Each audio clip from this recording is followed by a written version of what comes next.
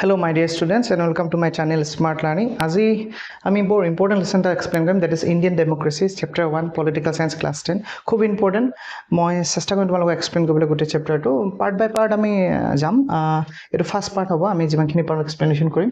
So let's start.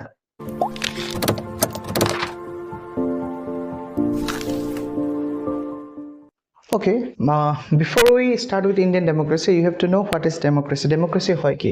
What does the word democracy means?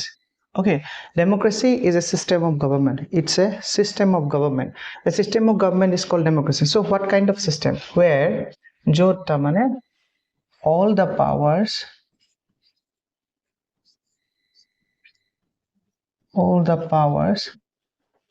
are under the hands of people. So democracy is a form of government in which all the powers are under the hands of the people.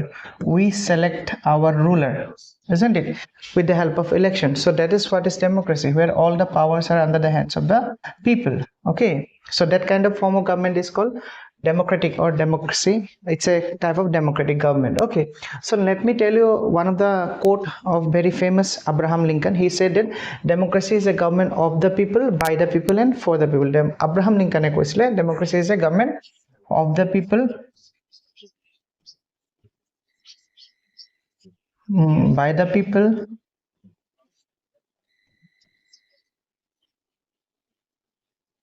and for the people. Okay, famous quote. Democracy definition to likha agot etu likhilore bhal. Of the people, কাৰ হয় মানুহৰ, by the people. কোনে এইখন গঠন কৰিবলৈ সহায় কৰে?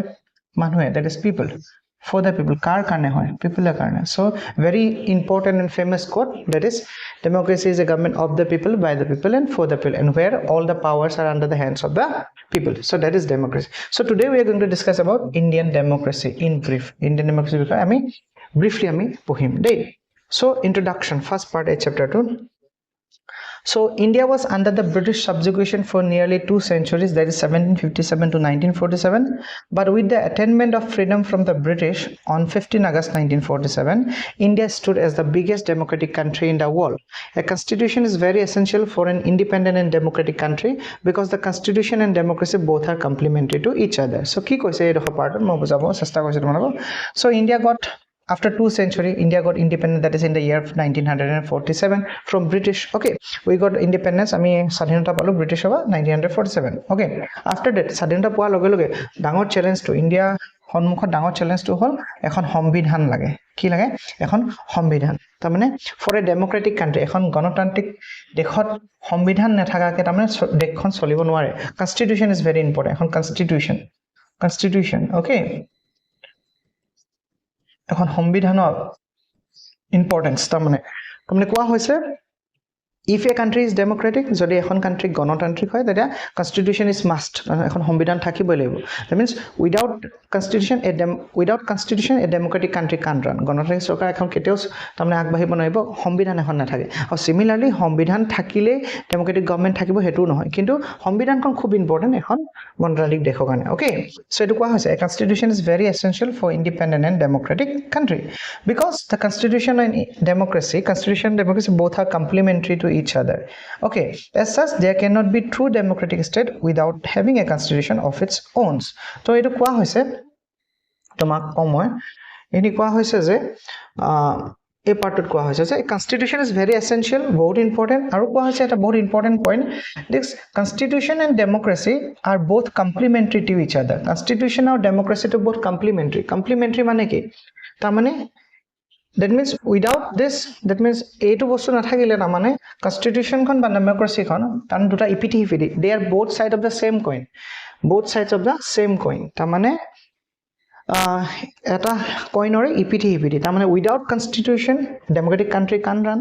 Okay, so because the constitution and democracy both are complementary to each other, as such there cannot be true democratic state without having a constitution. If a country is true democratic, এখন সত্য তাৰমানে এখন দেশ যোনখন গণতান্ত্ৰিক দেশ, এনেকুৱা এখন দেশত যদি সংবিধানখন নাই তেতিয়া কিন্তু এখন ট্ৰুলি ডেমোক্ৰেটিক বুলি আমি নকওঁ। So truly democratic hobole constitution is must. Okay, so they are both side of the same coin. Okay, so similarly, next part, similarly the role of constitution is meaningless without having democracy. Okay, if there is no democratic but there is a constitution, but that is also meaningless. তাৰমানে সংবিধান এখন আছে কিন্তু দেশখন democratic নহয়, তেতিয়াও এখন meaningless. তাৰমানে দেশখন ডেমক্ৰেটিক আৰু হ'ব লাগিব, আৰু প্ৰথম কনষ্টিটিউশ্যন সংবিধান এখনো হ'ব লাগিব, আৰু সেইখন ফ'ল' কৰিব লাগিব, প্ৰতিজন নাগৰিকে প্ৰতিজন চিটিজেন এখন ফ'ল' কৰিব, then that kind of country is truly democratic. Okay, in fact the process of making a constitution had begun even before the Indian attained her independence.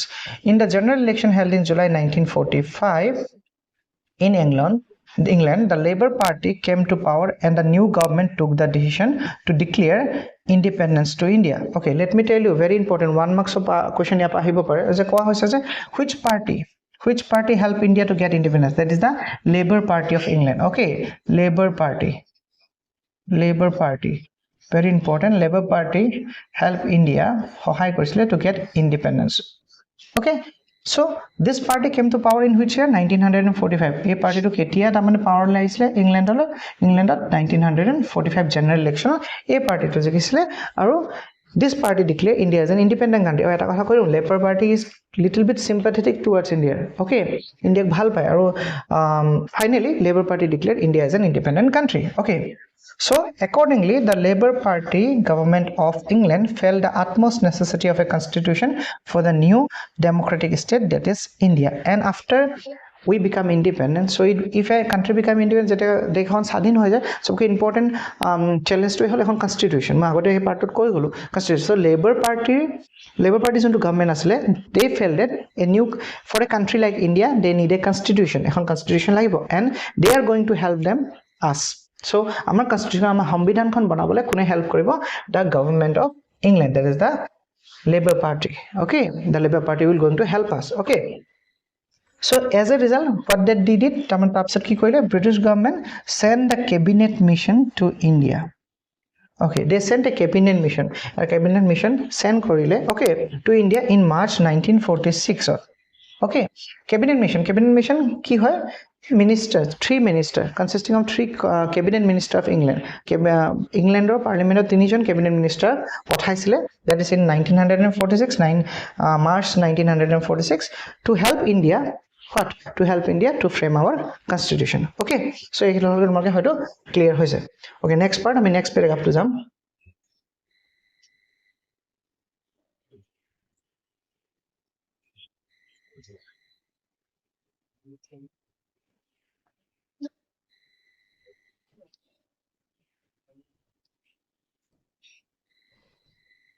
Okay, now the cabinet mission was a unit of 3 cabinet ministers of England. Okay, I have already told you magote kolu, this cabinet mission is consist of how many cabinet ministers? That is 3 cabinet minister, okay, of England.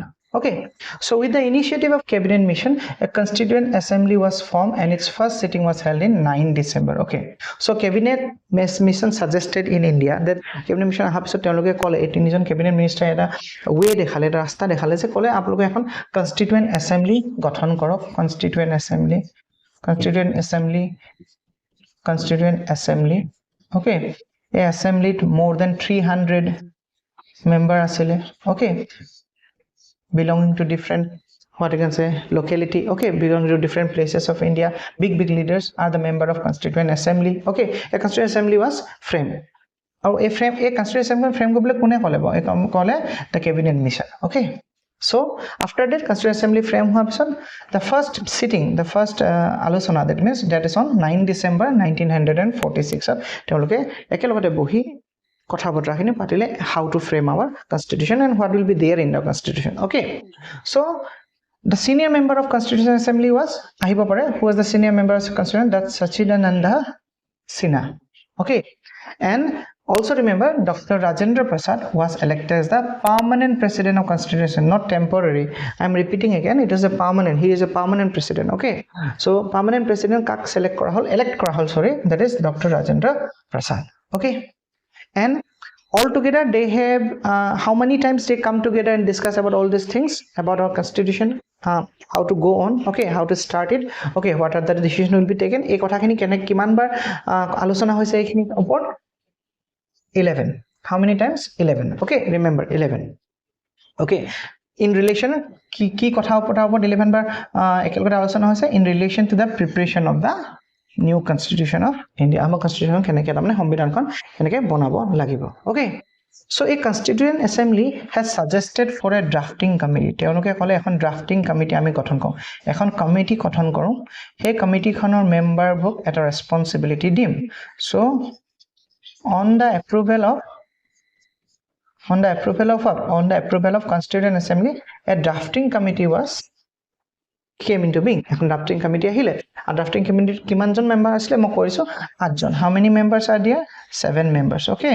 7 members, but they belong to different field. Tamne gute 8 jon member beleg field or. Ha. Kumbar social worker hobo pare. Okay. Kumbar literate people hobo pare. Kumbar what you can say leader hobo pare so politically teo knowledge thaga ba enuka manu hobo pare jo religious dharmo gyan thaga so tenuka dhor bibhinno field ba kimanjon member drafting committee members le 7 jon okay to drafting committee mo pohi disu which was constituted with 7 specialists all belonging to diversion means different field okay they are given to the responsibility of preparing the draft of the constitution to tenuka responsibility to dia hol daitto to dia hol to prepare the constitution for our country that is draft our constitution kenuka hobo draft eta ta mane draft copy eta banabole teolukok etu daitto to dia hol okay one thing you have to remember the chairman of drafting committee was Dr. B.R. Ambedkar he was the chairman of drafting committee was Dr. B.R. and actually because Dr. B.R. Ambedkar is the chairman that is why he is called the father of our constitution aru hekane father of the constitution ami kak kong Dr. B.R. Ambedkar hoyto tomar Dr. B.R. Ambedkar kotha jana he belong to a Dalit community তেওঁ Dalit community belong korisile aru nijor পঢ়া শুনাত খুব অসুবিধা পাইছিলে আৰু he was the first graduate from that community okay so Dr. B.R. Ambedkar he was the chairman of drafting committee clear up to here so after 3 years of long labor the drafting committee prepared the draft copy of the new Indian constitution and the same was handed over to its president to Dr. Rajendra Prasad on 26 November 1949 আৰু মই কথাটো কলো যে 26 November 1949 এই 26 November 1949 to drafting committee draft copy to submit কৰিছিল কাক submit কৰিছিল Dr. Rajendra Prasad আছিল কোন he was the permanent president of what Constituent Assembly so 26 November 1949 to drafting committee draft constitution draft copy to teolok hand over koisile okay so with the signature of the draft copy of new constitution by Dr. Rajendra Prasad the people of India got a new constitution for themselves and with the signature of president that is Dr. Rajendra Prasad teo hostakor pisot teo signature kora pisot ki hol amar dekhone ekhon notun সংবিধান pale okay but this new constitution came into power on only 26 January 1945 eta monor 1950 sorry monor kiba draft copy kon submit koisile 26 November 1949 aru ekhon effect hol come into force okay sobe ekhon manibol hile ba ekhon sobe tamane পালন কৰিলে এই কনস্টিটিউশনখন যেখিনি ৰুলস and regulation বা G ধৰণৰ নীতি নিয়ম লিখা আছে এখিনি কেতিয়া ইফেক্ট ফোৰ্স কত কেতিয়া হলে 26 জানুৱাৰী 1950 বাট এটা তোমাক সুধিব পা স্যার ইমান এটা ডিফারেন্স কেলে এটো হেদিনাই কেলে নহল বা কেলে ইমান সময় লাগিলে 2 মাহ 3 মাহ বেছি কেলে লাগিলে সো কথাটো হল যে আমাৰ গভৰ্নমেন্ট অফ ইন্ডিয়া এক 1935 ত এটো কথা কোৱা হৈছিল যে তাত কিছুমান প্ৰভিজন আছিল হে প্ৰভিজনৰ অনুসৰি হে কথা অনুসৰি হে ৰুলস অনুসৰি 15 আগষ্ট 1947 পা 26 জানুৱাৰী 1950 লকে তেতিয়া কি হ'ব এই গভৰ্নমেন্ট অফ ইন্ডিয়া এক্টত যেখিনি প্ৰভিজন আছে হে প্ৰভিজনৰ আন্ডাৰতে দেশখন চলি থাকিব তাৰ পিছতহে সংবিধানখন কি হৈছে এফেক্ট হৈছে so that is on for coming to force on 26 January 1950 hope it is clear বেছি ইমান টানো নহয় মই সিম্পলি মই গুটে কনসেপ্টটো দিব চেষ্টা কৰিছো hope it is clear this is the second paragraph আমি হয়তো নেক্সট প্যাৰাগ্ৰাফটো যাম okay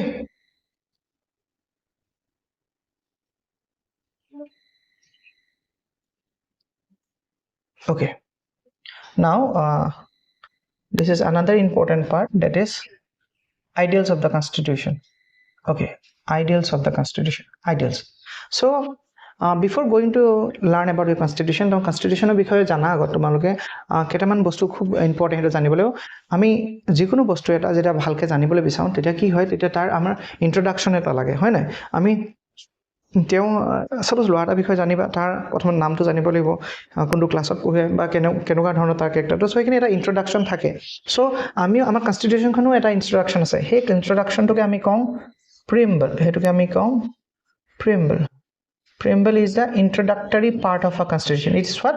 It is the introductory part. Preamble to ki hoy? Introductory part to ki ami ki boli kaun? Constitution. There is an introduction to the constitution. Okay. So the preamble is the introduction to the constitution. In the introduction of a book, all about the book is briefly mentioned. Similarly, in the preamble of the Indian Constitution, the main features, ideals, objective of the constitution have been described. That is why the preamble of Indian Constitution is regarded as the soul, the conscience, the thresholds and keys of Indian Constitution. In fact, to grasp the inner spirit of the constitution, one should go through the preamble of the constitution, because each and every word mentioned in the preamble bears ideal, philosophy and objective of the constitution. Every word in the preamble which began with the words "we the people of India" bears certain meaning and ideal. It is important to mention that the maker of Indian Constitution paid due attention to this. Okay, so ki koise eta part ei part ki koise moi tomar line by line gole to log time lebo, video lengthy hoy but tothapi jikhini koise moi hini koi disu tomak koa hoise je preamble is the soul of our constitution. Preamble to whole soul, amar soul constitution, because ei preamble khon pohile tumi gom paba je amar সংবিধান asolte ase ki ta bhitor. Okay, your ideals khini ki, objective khini ki. Okay, so that is very important. Inner spirit to tumi gom paba. Okay, প্ৰতিটো শব্দ যোনটো এই কনস্টিটিউশনত আছে এই প্ৰিএম্বলে দাঙি ধৰিছে বৰ ভালকে আৰু প্ৰিএম্বলে বুজাব চেষ্টা কৰিছে এই শব্দটোৰ ইম্পৰ্টেন্সটো। ওকে, সো আৰু আৰম্ভ হৈছে, মনত ৰাখিবা প্ৰিএম্বলখন আৰম্ভ হৈছে উই দ্য পিপল অফ ইণ্ডিয়া। উই কৈছে, আই কোৱা নাই, এজনক প্ৰাধান্য দিয়া নাই বা ইম্পৰ্টেন্স দিয়া নাই, we the people of India কৈছে। মই অকণ কৈ দিছো, we the people of India having solemnly resolved to constitute India into a sovereign, socialist, secular, democratic and republic. So এইখিনি কথা কৈ আছে, India is a sovereign country, India is a socialist, secular, democratic আৰু republic. So এই কথাখিনি ক'লে এতিয়া আমি গম পাই যাওঁ যে আমাৰ কনস্টিটিউশনখন কেনেকুৱা ধৰণৰ, যে কাৰো মাজত ইনইকুৱেলিটি যাতে নাহে, all are equal, every citizen is equal, হেতু ভিত্তিত মানে এই কনস্টিটিউশনখন কি হৈছে বনোৱা হৈছে। So clear ideals of the constitution. Okay, we are going to the next part. Okay, before going to the next part, preamble khon, yes, preamble khon dia ase tumi swa moi jontu kolu tumalog het koa hoise ki we the people of India having solemnly resolved to constitute India into a sovereign, socialist, secular, democratic republic. Okay, et kotha koa justice or kotha koa hoise, liberty kotha koa hoise, equality, fraternity. Okay, so এইখিনি কথা very important এই constitution খনত, sorry প্ৰিএম্বল খনত কোৱা হৈছে আৰু প্ৰিএম্বল খন পঢ়িলে বহুত কথা গম পোৱা যায়। Okay, so মই কৈছিলো drafting কমিটিত how many members? There are 7 members in drafting committee, and namely কাৰ নাম আছে তুমি চাই লো। Who are the member of drafting committee? Dr. B.R. Ambedkar, he is the chairman. Dr. N. Gopal Swami Iyengar, Alade Krishna Swami Iyer, K.M. Munshi, Syed Muhammad Sadullah, N. Madhava Rao, and D.P. Ketan are some of the member of the drafting committee. Okay, now, okay, so preamble khon all deeply ami pohibo chesta kau.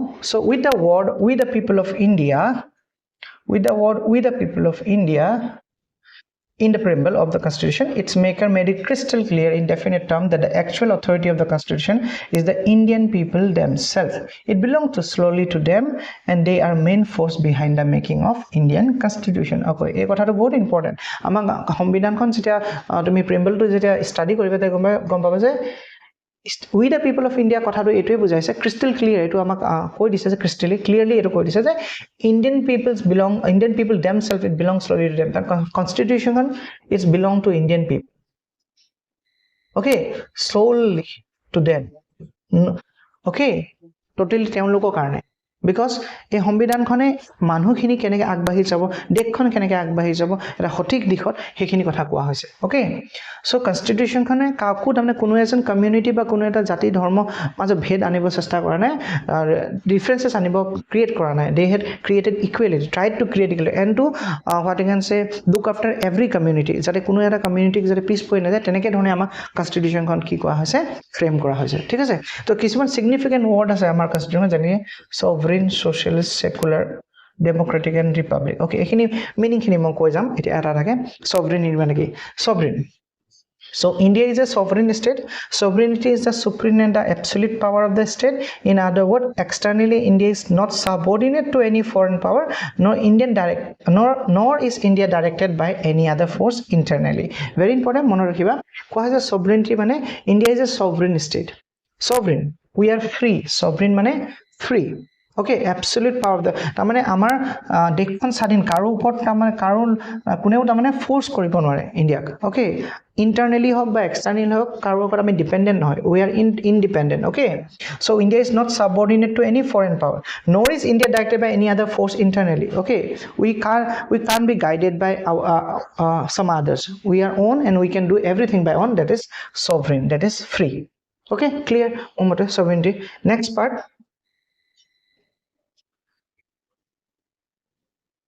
socialist. Socialist to ekdom easy hoy, moi tolok koi disu. Socialist bahut tinta etu aru eta kotha, etu 42nd constitutional amendment of the year 1976 etu on constitution of 42nd constitutional amendment under a শব্দ to socialist শব্দ to অন্তৰ্ভুক্ত কৰা হৈছিল. Okay, মনত ৰাখিবা. আৰু এটো কি কোৱা হৈছে, that in India there shall not be any inequality among the people of India in regards of what? Income, status, standard of living. Okay, there's no inequality. Inequality hoboi noy manhor ki loy, income to loy, status to loy ba standard of living to loy. Okay, etu aru ei kotha to ei shobdo to ketia homoisile 42nd constitutional amendment of the year 1976.